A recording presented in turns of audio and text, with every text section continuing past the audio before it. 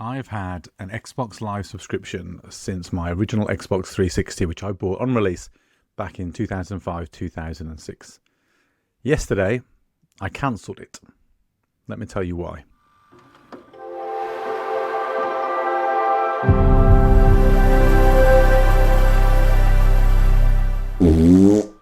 So if you haven't seen in the last couple of days, Xbox have annoyed their fan base a little bit and have basically significantly hiked the price of Game Pass Ultimate, which is the highest tier that you can buy. It includes your Xbox Live subscription, so you can play online, a bunch of games both for PC and console, and I think critically, those day one releases. Now, we've seen price hikes. We're seeing prices go up for everything. This is just the way of the world at the moment.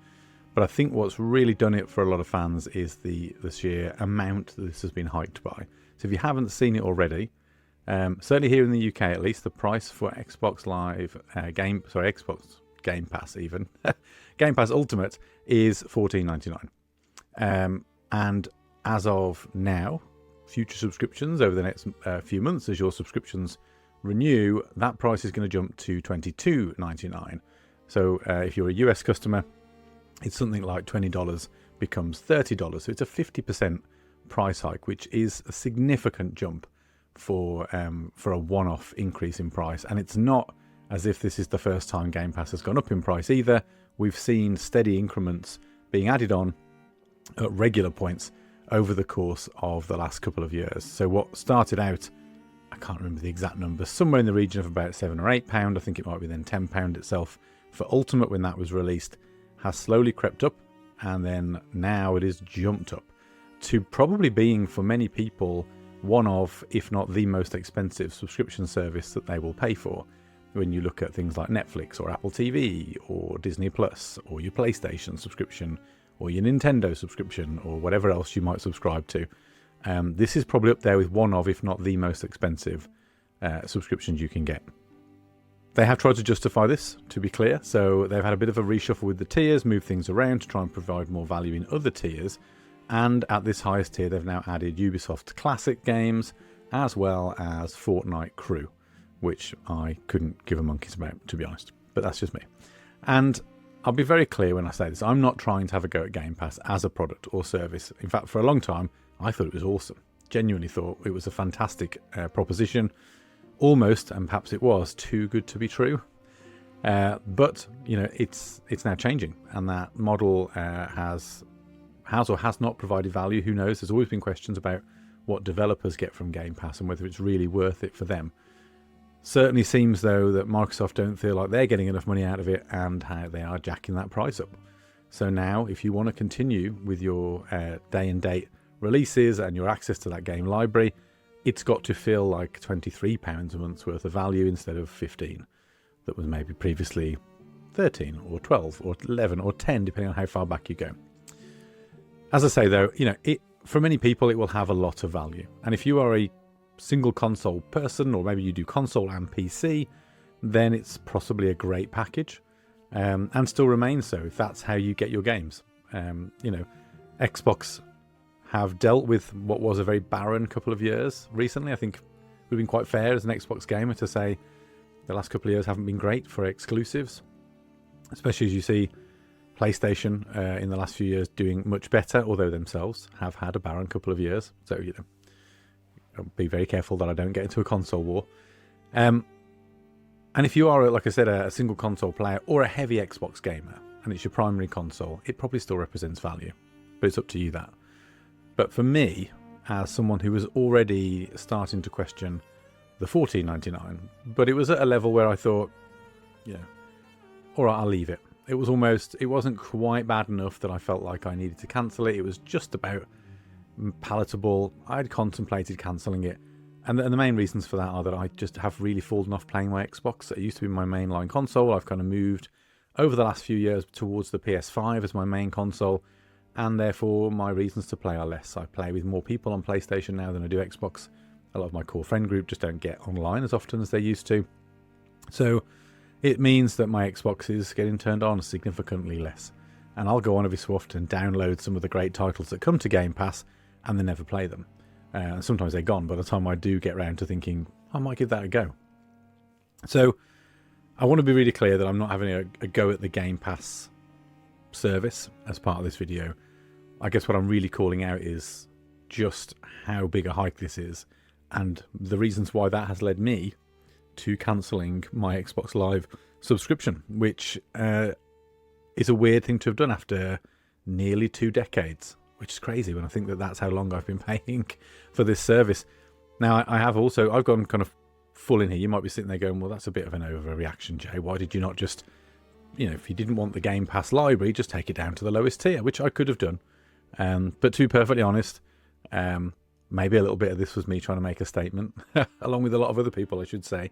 There's a lot of noise online about this. A lot of other people have decided to throw this out and take a stance, lead with their wallet and show Microsoft that that's not an acceptable price jump and they're not prepared to pay for that, or that the value isn't there. Now, whether enough people will do that, who knows, and whether that will have any effect, again, who knows. But I decided I would just get rid of it, and then I will turn it back on, or I'll go in at that lowest tier if I need to play online with any friends. But as I said before, as I've now migrated heavily over to the PS5 and I've got my Switch 2 for kind of Nintendo specific stuff, I actually find that with crossplay becoming more and more prevalent in most online games now, unless there's a specific Xbox exclusive that I must play online, I don't really know that I need that service.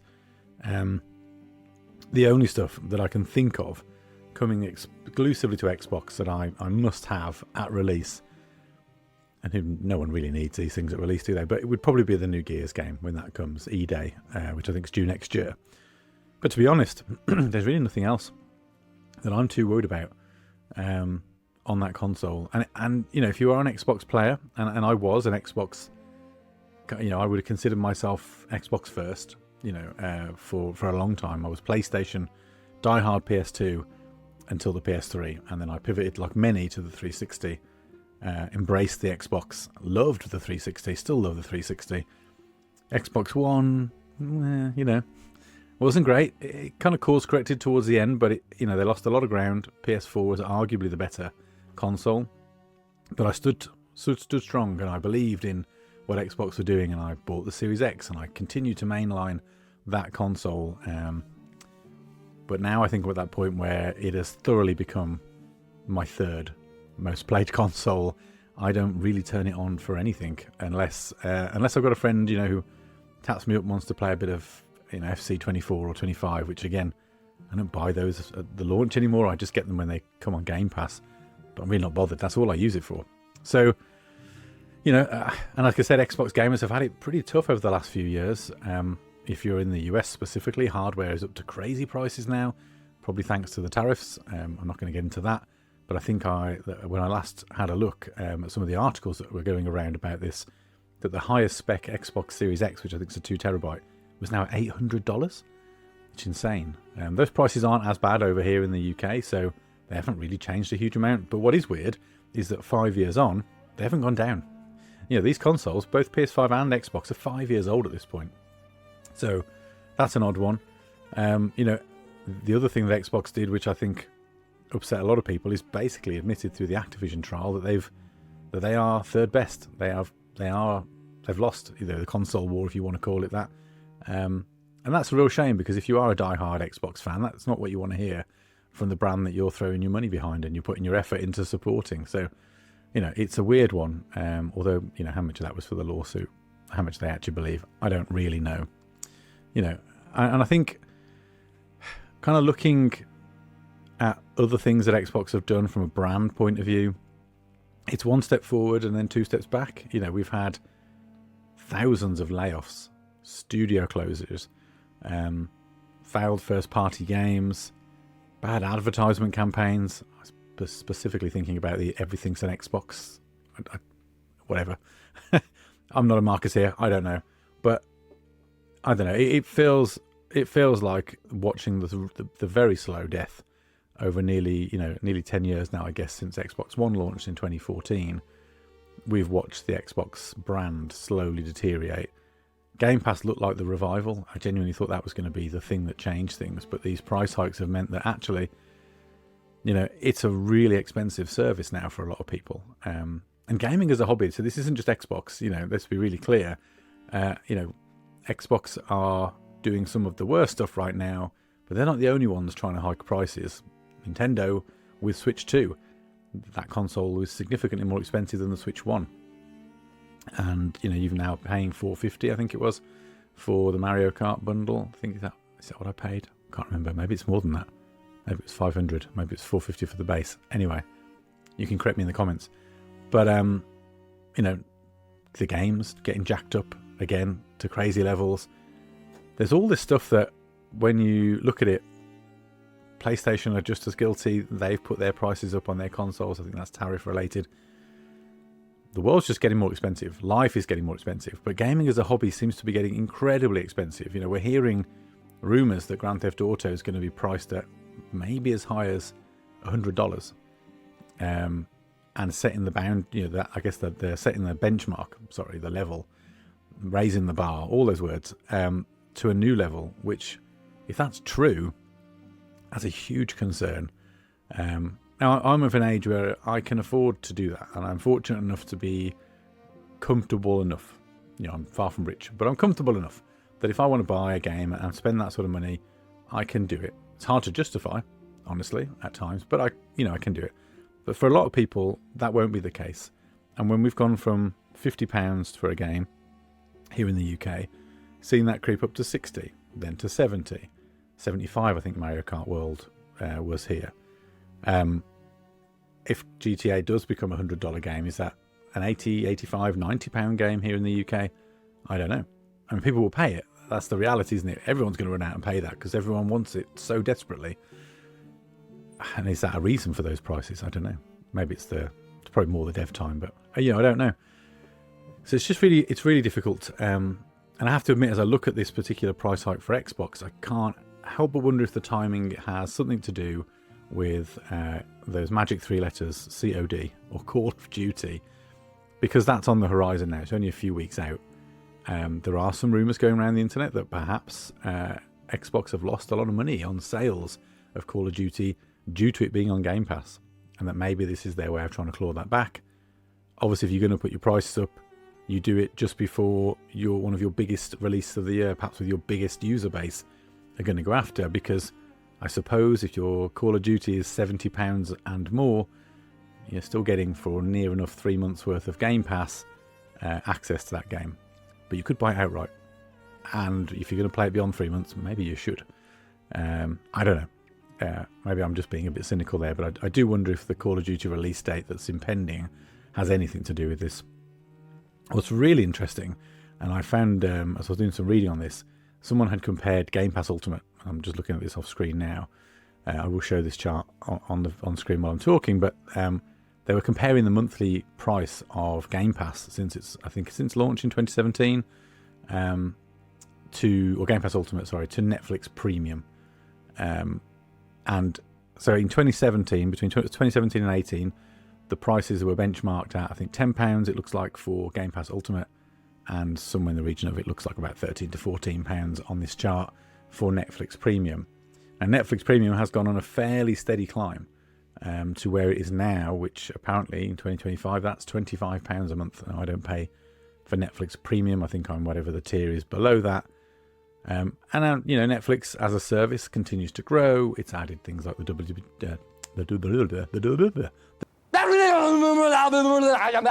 WWE, which is, for me, actually quite valuable, because I was paying a separate £10 a month subscription for that, so I don't mind that. They've continued to add more programs, services, sports, all sorts of stuff, gaming even. I think I read that Football Manager Touch is coming to Netflix as an exclusive for iPad. Crazy. But anyway, that's been a real steady incline, as you can see from the chart. And maybe this is where Xbox have fallen down. Perhaps they haven't increased this steadily enough. But if you look at the jump, so we saw nothing really too wild until it jumped by £5. So a 50% hike, maybe they like this, to £15 a month, or 15 will be dollars, sorry, I assume on here, so $15 a month in 2019. So, a sizable jump from its $10 position. Nothing then for several years throughout COVID. So they to be fair to all of us gamers, they didn't do anything until the middle of 2023, where they put it up by, looks like just a couple of dollars. So nothing too crazy there. But then again, the next year, another couple of dollars. So moving it from sort of looks like $17 to 20. And then nothing for a year before they jumped it from 20 to 30. So another 50% hike. And when you look at it in those terms, actually for a long period in that near 10-year span, 9-year span, that price stayed fairly low and fairly consistent, and then has really sharply increased, which is it's just really unfortunate. As I say, I don't know what to make of it. I'm sick of getting emails from all of these subscription services telling me how much things are going up by.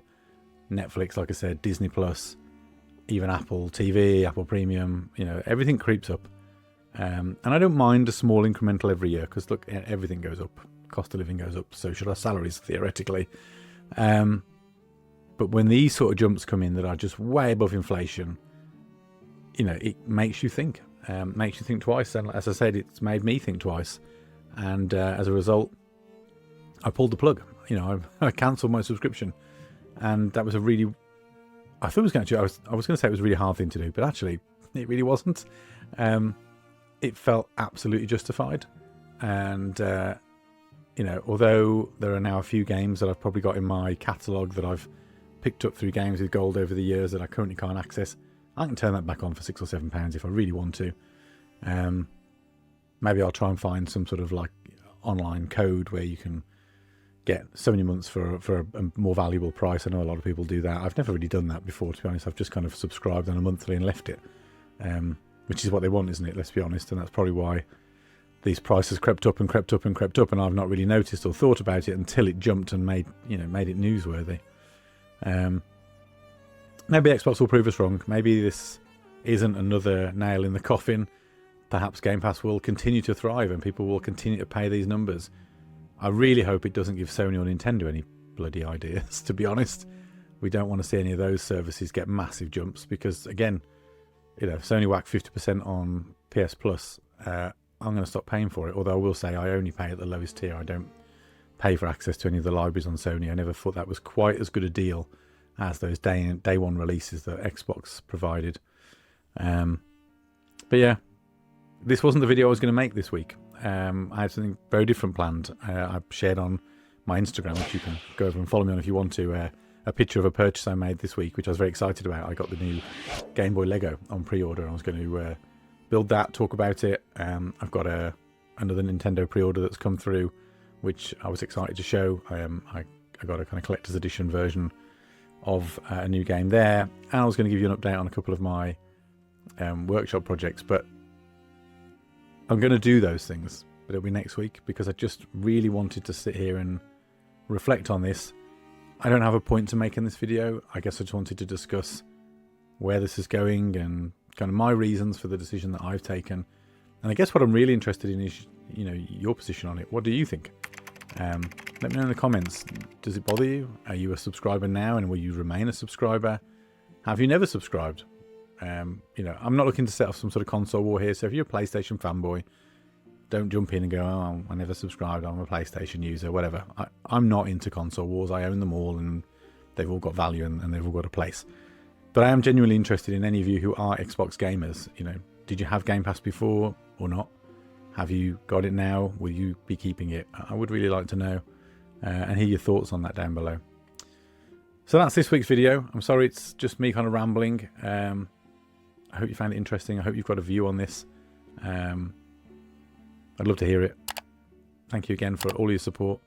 Like and subscribe if you haven't already. And I guess I'll see you next week for another video. Cheers.